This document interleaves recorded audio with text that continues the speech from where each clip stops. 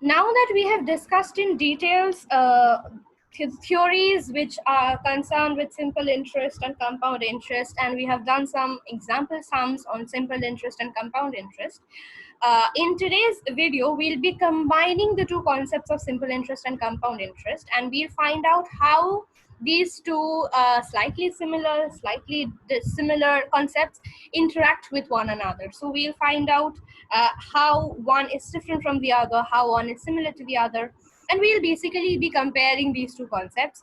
So we'll be doing that through a few example sums. Some will be a little advanced than the others. You'll see why. So let's take baby steps and let's get on with the first sum that we have today.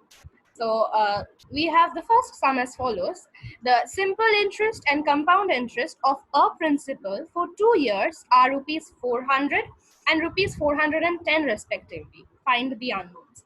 So what this sum essentially wants us to do is, it wants us to compare between the simple interest and compound interest when we have been given the same parameters. So the principal is the same for both, the interval is the same, 2 years for both, and we need to find the unknowns. So here, as you can see, they have given us the time period, and they haven't given us essentially the principal. So principal is an unknown variable, and if you have understood essentially anything, then you will understand that other than these two, the third variable that we consider when we are talking about interest in general, be it simple interest, be it compound interest, the third variable under consideration is essentially the rate of interest.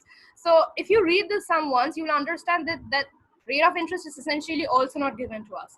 So we have two unknown variables in our sum under consideration. So these are the two variables that we need to find. So here we need to find two values, the rate of interest and the principal. Note that these both variables, this rate of interest and principal, along with the time period, are the same for simple interest and compound interest. The only difference that arises in the value or in the answer of the simple interest and compound interest is because of the concept, the fact that principal changes for compound interest but it doesn't do so for simple interest. So since simple interest is by definition simple, we'll start with simple interest first.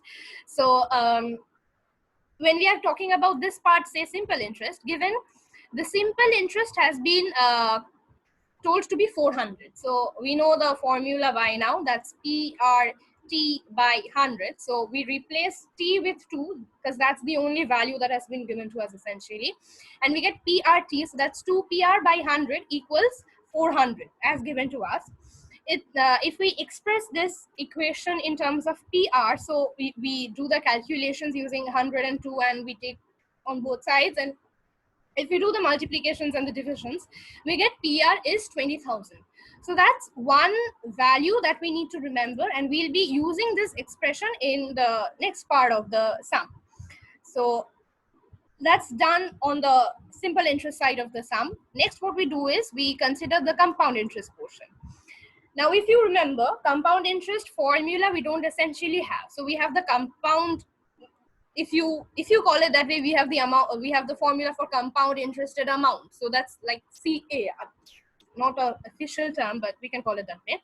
So we have the amount for the compound interest, and what we do is we just subtract the principal from the amount, and we get the compound interest. So the compound interest formula, I have discussed a little bit in details about the formula for compound interest in my previous videos, so you can look them up, and the links will probably be there in the description box below as well. So you can look them up. I'll be waiting. In case you are still here, I assume that you know the formula for compound interest. So that will be P, the value of the principal that we still don't know about, the interest rate that we still don't know, and the exponent will be 2. So that's the time period under consideration. So that will be 2 because we have been given that it has been calculated for 2 years.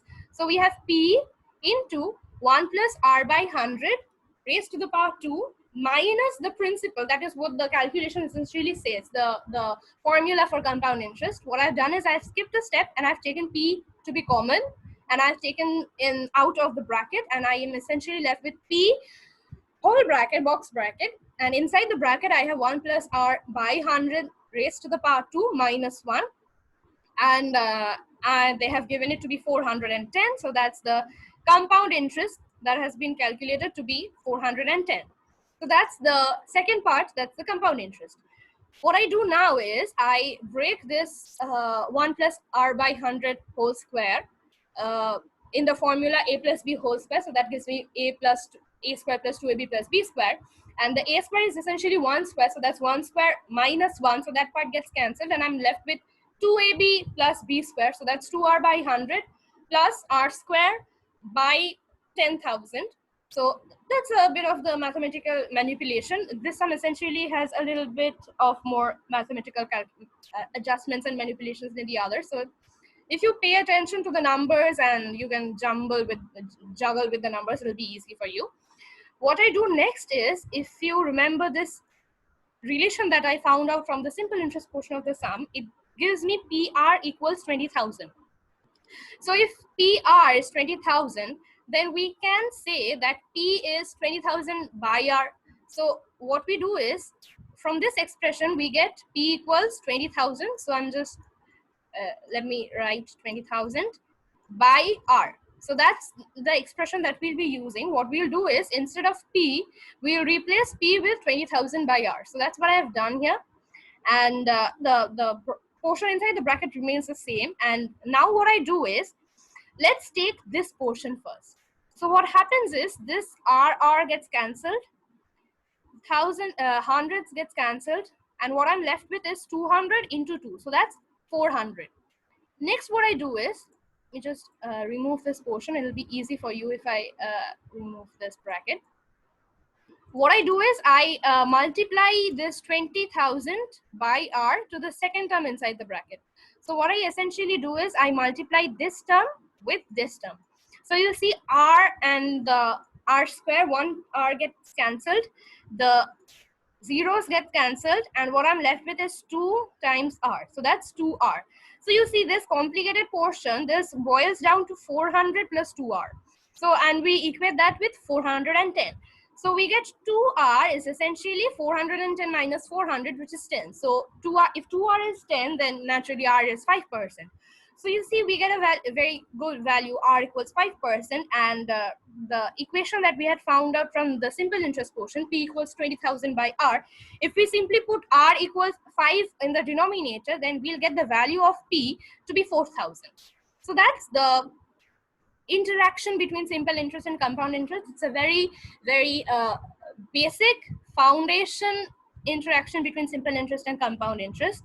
The fact that 4,000, when invested for 2 years at the same rate of interest 5%, yields me 400 rupees in case of simple interest and 410 rupees in case of compound interest.